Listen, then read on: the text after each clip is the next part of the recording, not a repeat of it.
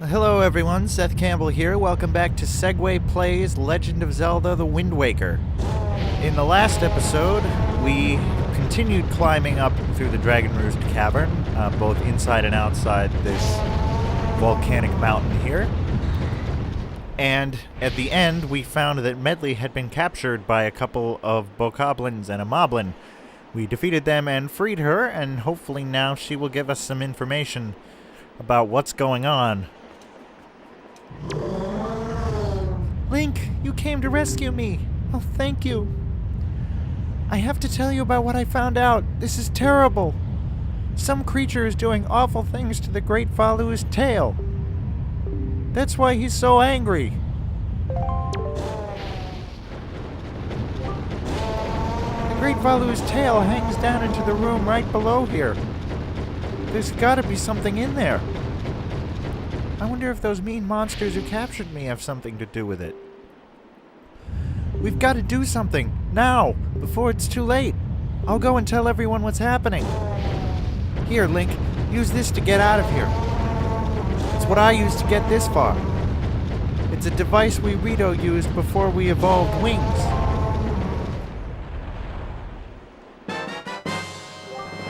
You got the grappling hook. This was an item used by the Rito people before they had wings. That's something we'll talk about a little bit later in this game, the evolution of the Rito.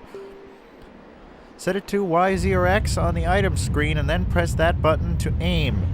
Use this item to latch onto anything with a sunburst on it. You can even use it to haul things up from the sea floor while on your boat. That's another important function that I missed when I was young. Somehow. Here, Link, climb up on that little ledge over there so I can show you something.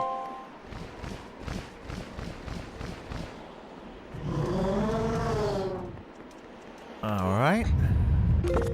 So we better set the grappling hook. Grab this branch with the grappling hook, and you can swing over there to get out of this area. When you aim at a branch that you can latch onto, this will appear. Remember that. Now don't you worry about me, Link. Get going. So that is what these are for. Like I said, if you come across something in a Legend of Zelda game, and it's like it's obviously something, but you have no idea what to do with it, chances are you will soon get an item that will help you. Now, once you're swinging with this thing, it functions just like any other rope in that you can stop it with R. Either climb higher up or drop lower. And then swing to build up momentum and jump.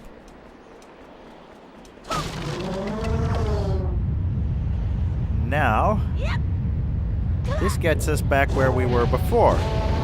Of course, the stairs are still gone. But now, we have another way we can go.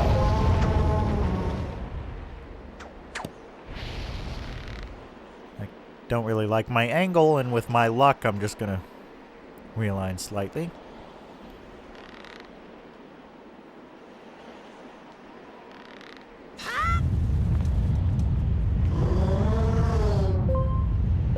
Speedrunners everywhere cringe as they watch me play, I'm sure.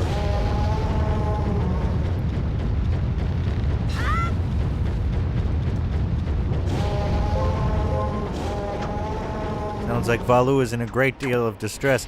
If I were him, I would just find a way to move so that my tail wasn't hanging down into the chamber below me where some vicious monster is, but that's just me.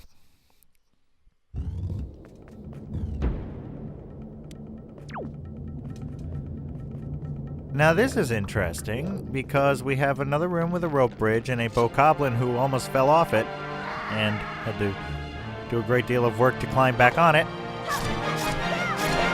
Oh no! Okay, not good. But if you notice when I fell there is a stretch of land exactly below this bridge. Ow! Again. Not good. Yeah. Now, we remember...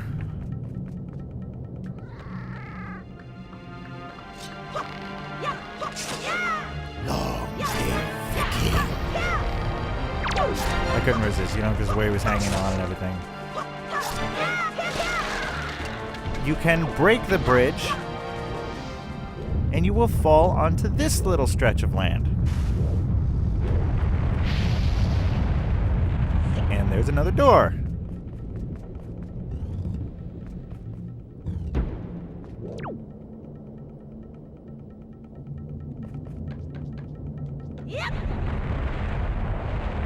And now we're in this little cage thing.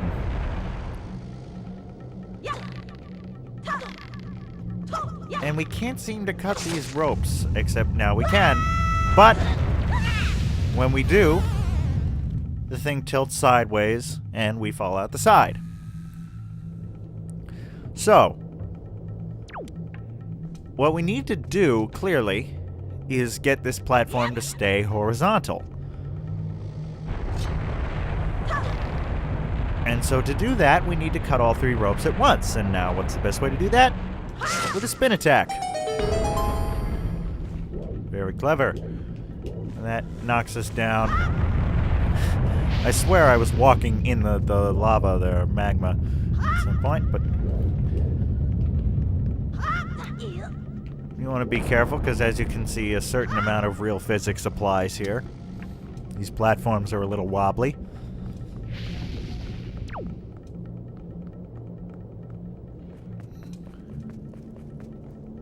And this takes us up to a very fearsome-looking door indeed.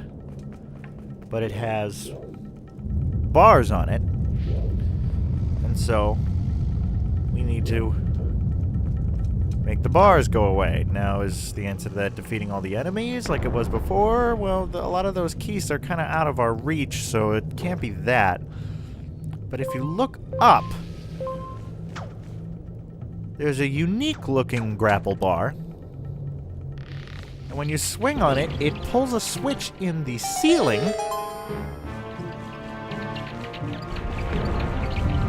And that opens the door. It also attracts the attention of Keese, apparently. Please don't hit me, please don't hit me. Okay, there we go. And now we can go through the door.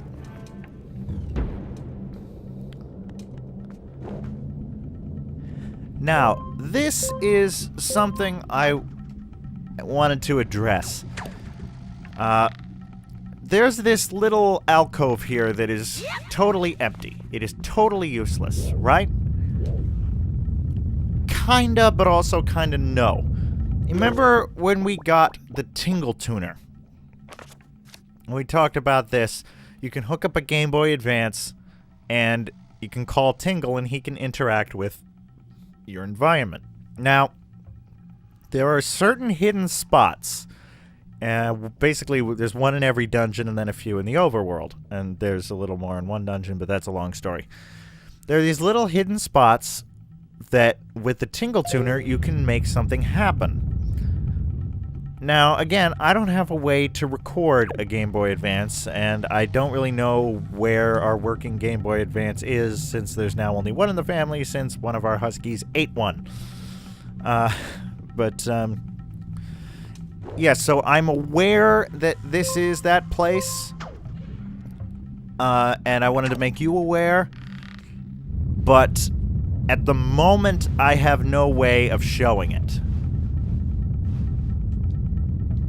So it's possible at the end of the Let's Play I will do a Tingle Tuner tour if I can find a way to do that, but I don't want to make any promises that I don't know that I'll be able to keep at this point. So now, as you saw there, we wanted to turn to the side, because there's a few more platforms here, and another grapple bar. Another thing about this room, it's funny the memories that stick with you. When I was first playing this game and had borrowed the GameCube from my friend, actually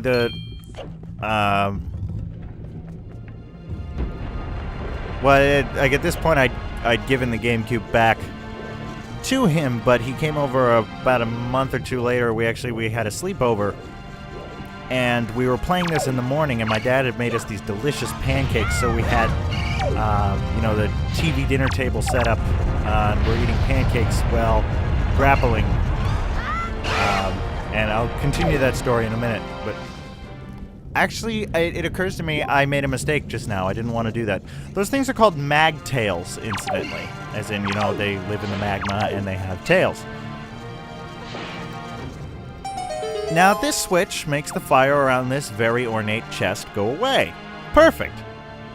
Except the moment we step off it, the fire comes back. Now, there's really only one thing in this room that we can use. There are no pots, rocks, anything like that. All there is this magtail. So, now we don't want to defeat it. So we don't want to use that highlighted A command, but if we hit it a few times, it'll go all armadillo and roll up into a ball to protect itself. And we can pick up that ball and drop it or throw it, just like any other shape, any other object of that shape. And that gives us access to this chest.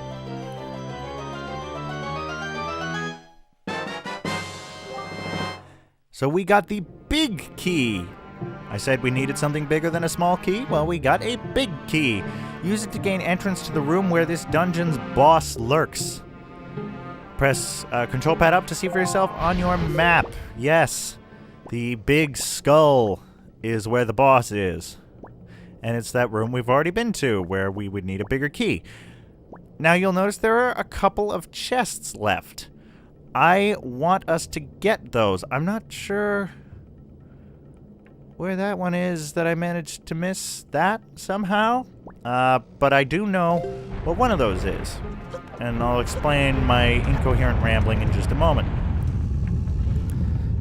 Now, the thing I particularly... Oh, yes, there's now fire keys here now that we got that. So, bats that are on fire. Charming. Now, the one thing I particularly remember is my friend and I, when we were playing this part, eating those delicious pancakes that my dad made. Thanks for those, Dad.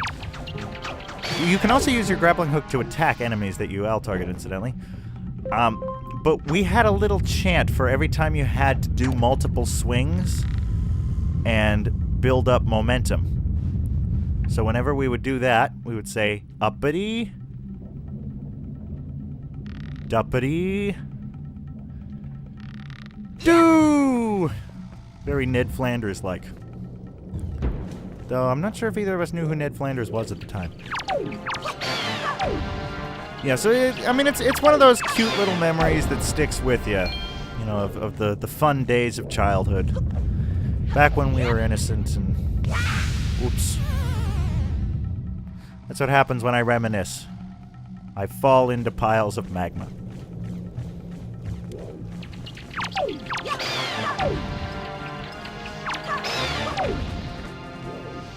So, at this point, we're backtracking. Yeah, the one difficulty about the dungeon map is for enormous rooms like this that have multiple paths through them, it can be hard to tell which entrances are connected and which ways are linked by paths and whatnot. But anyway, now we're back down here with this giant column of fire, which still carries the large bottom of the birdcage thing.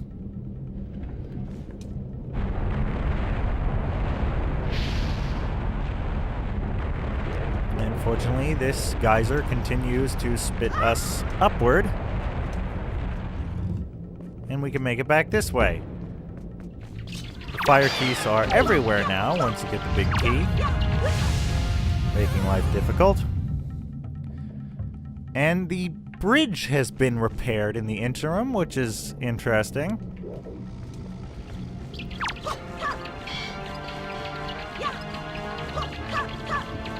I'm also pretty sure the bokoblin up there just threw his weapon at us? Did anybody else hear that?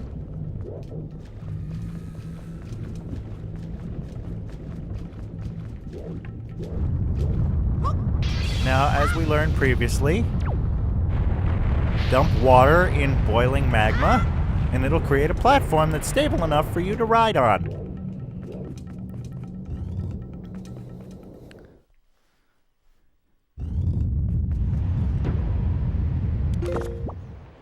Oh, no.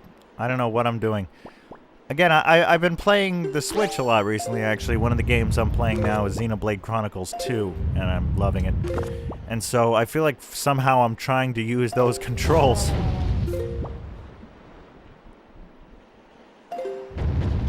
Wait a minute. Wait a minute. Wait a minute. Is this the room? Yes, okay, there was a chest in this room.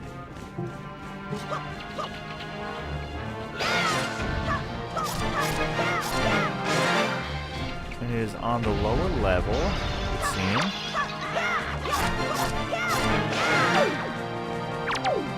This is where the map comes in handy.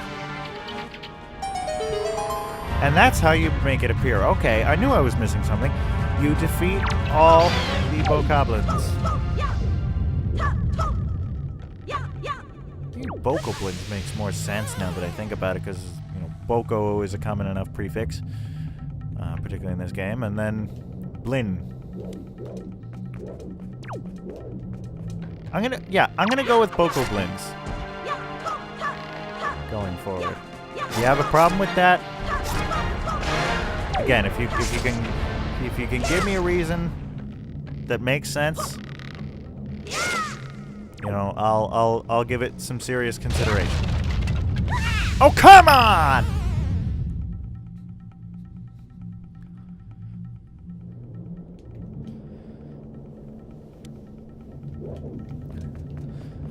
Funny thing is, I'm as accident-prone in video games as I am in real life. Though, fortunately, the accidents I have in real life are a little less dire. Though they're just as inexplicable. I have, in my time, managed to set my hair on fire. I have gotten my head stuck in a freezer. I have essentially fallen out the front door of a building. I have managed to get, somehow, slammed in the face by a revolving door twice. You know, again, it's probably all down to the depth perception, honestly. I think most of it is, but... yeah, so... I am not the person you want handling delicate materials or very precise operations. I managed to put my hand down squarely in a pile of hot glue from a hot glue gun. I could do this all day, honestly. I could just tell you guys about the painful accidents I've had.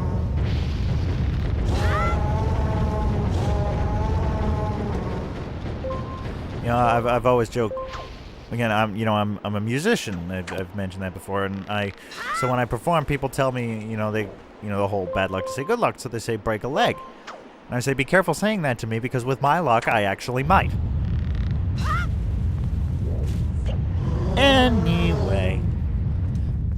Now we're back in the room with the door that requires the big key. And there's a grapple thing, but as you recall, there was one more chest somewhere. And as you may also recall, as we first were going through this dungeon, there was a point where we saw what we now know is a grapple bar. And I said, we can't do anything with that at the moment. But let's remember it for later. Well, it's later. I believe every dungeon will have a chest like this, and they usually have the same thing in them, if I'm remembering correctly. Swing across. It's the flimsy wood, so we can just bash it open. And looking at the kind of chest it is, should have a good idea of what this is. If you guessed treasure chart, you are correct. So yes, just about every dungeon has a treasure chart that'll be in a place that you already passed by the time you get the dungeon's item.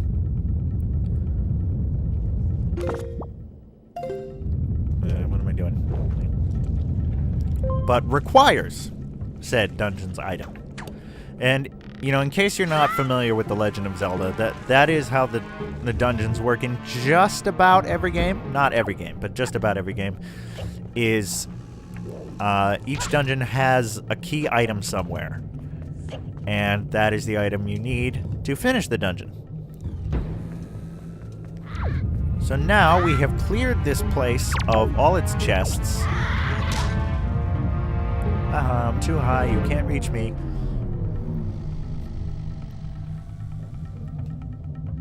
And so, we are ready for the final act of Dragon Roost Cavern. As we warp to the Yellow Cauldron.